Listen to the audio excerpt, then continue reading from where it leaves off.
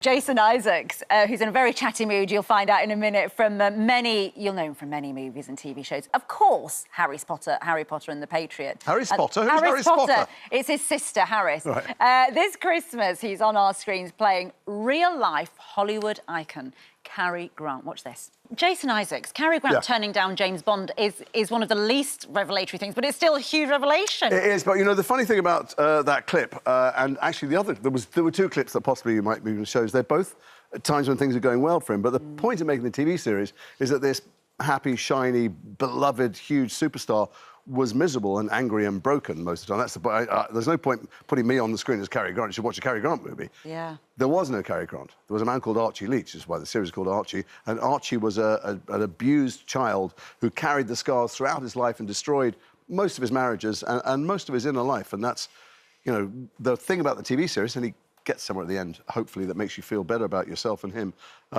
is never believe what you see on the screen or what you see on your phone about other people's lives. It's an extraordinary life, and, I mean, heartbreaking. There is, I know, obviously, you won't reveal much. I don't mind, you know. But there's a giant twist that happens to him.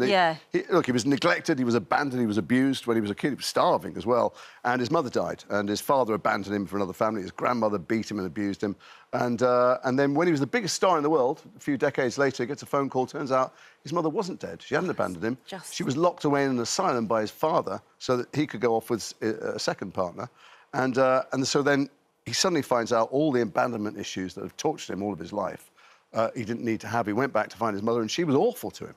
Really, very difficult woman. And it is so heartbreaking. There's a scene between you as Cary Grant and the father when he finds that out, that for decades his mother has been alive, trapped in an asylum for no reason, really. She was bereaved from an older child. And also, he wanted to go off. He found someone else. You almost turned this down, didn't you? Because you thought, well, who... Cary Grant was the biggest, most beloved star, sex symbol in the world. He's known for these adjectives that you never hear applied to anyone else. Suave, distinguished, sophisticated. And I thought, I'm none of those things. But then I read Jeff Pope's brilliant script, and I went, oh, this isn't about Cary Grant, it's about Archie Which, and this is a guy who's desperate to be loved. He feels unlovable, even when he has the love of hundreds of millions of people every weekend. He feels he's worthless. And you did some extensive research to get the voice right, because his voice as Cary Grant is quite unusual, and it was a manufactured voice, wasn't it? For the films, essentially. So I wanted to find out what he spoke like, because it's just the movies, and I knew he didn't talk like that, because having watched his films and broken it down, he said almost every single line in exactly the same way. It's why impressionists could do him so brilliantly. And I thought, I just want to hear him chat to someone. And there's no interviews. He didn't, because he was such a private man, because the private Cary Grant was nothing like the public Cary Grant at all. I couldn't find, there's no recorded interviews. He wouldn't give them. And then I read something that read like a transcript.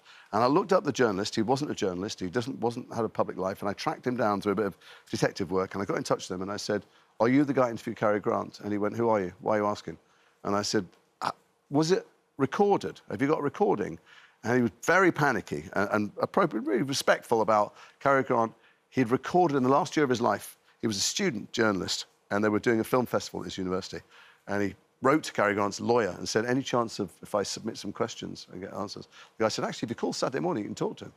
And he phoned up from the university radio station, and the first thing Cary Grant said when he got on the radio is, you're not recording this, are you?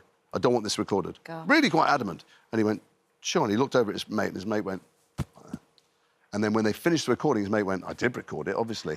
And he hadn't played it to anyone for 40 years. So, really, you were one of a handful of people who've heard it. And will it ever be released? I had it in my headphones every day, and I felt like I had a line directly back to the child who was on the street starving, or the rent boy who was an escort in New York. And I could hear all of the pain and all of the decades of his very tortuous life and his 5 marriages and all the experiments with LSD. And you know what's amazing is that I was a couple of episodes, because it's on ITVX, but it's the point you're here is because it's actually going to be on ITV telly. Proper, in 2 2-hour chunks on the 29th and 30th. And it is totally captivating. But when I realised in the credits that actually Diane Cannon, who was the mother of his only child, she actually worked on this film. She did. Well, she wrote a book that inspired Jeff Pope, the brilliant writer who wrote, for instance, Philomena, but a dozen other things that all of your viewers will have watched and liked. Who takes real-life events and turns them into great drama. He read her book at an airport, I think, Diane Cannon's book, and went, He's a huge Cary Grant fan. He went, God, I didn't know this stuff. Yes. And he was so controlling and so broken and so damaging. You know, hurt people, they say. So he then got in touch with Diane Cannon. It took years. And then got in touch with her daughter. And both of them contributed to him writing this script. But you know what's really fascinating is that throughout, when I've seen it, I feel enormous pain and sympathy for Cary Grant. I feel pained for him, and that's you. You play it in such a nuanced and pain. The expressions. It's Diane, I think. Yeah. Diane I spent a lot of time with. She was so generous to him because he destroyed her. He crushed her and destroyed her, and yet she, over the decades, has learned to forgive him because she saw the fault lines back to this terrible childhood. On a completely different level, you've got loads of other stuff going on. Can I ask you about Harry Potter? No. Oh, why not? You know it's been one of the best things in your life. There's a TV... I just have to say this. I'm in a film called The Salt Path coming out in April. You want to talk about that? Go on. I don't want to talk about it because independent film is having a really hard time. Grown-up films for grown-ups to watch. If you want them to people to keep making them in England, then make sure you go to the cinema and see them. And this is you and Gillian. Me and Gillian Anderson. It's a beautiful book. And it's a beautiful film. And I don't like plugging things. I mean, I find it a bit embarrassing, to be honest with you. But people aren't going to see adult films very much. And if they don't go and see them, we won't keep making them. Independent films. Yeah. No, we're not naked. Well, we are naked, actually. You are naked in it. Right, OK, well, you're selling it now. Meanwhile, back at the farm, Harry Potter. Great. So you've got loads coming up. You're in White Lotus at the next year. I am in White Lotus 3, set in Thailand. Incredible. Listen, Archie is so beautiful. The cast is amazing. And you... Thanks very much. I mean, it's really heartbreaking and beautiful to watch. So, you haven't quite seen the end. The end will bring it around. I haven't quite seen the end. It's moving at the end. Hopefully you won't feel sad. Archie is already available on ITVX, as I say, but actually you can sit down and watch it on ITV1 on the 29th and the 30th of December. It's really, really, really good. Thank you so much, Jason. Yeah, what was the question about Harry Potter? Next time. Next time. Next time.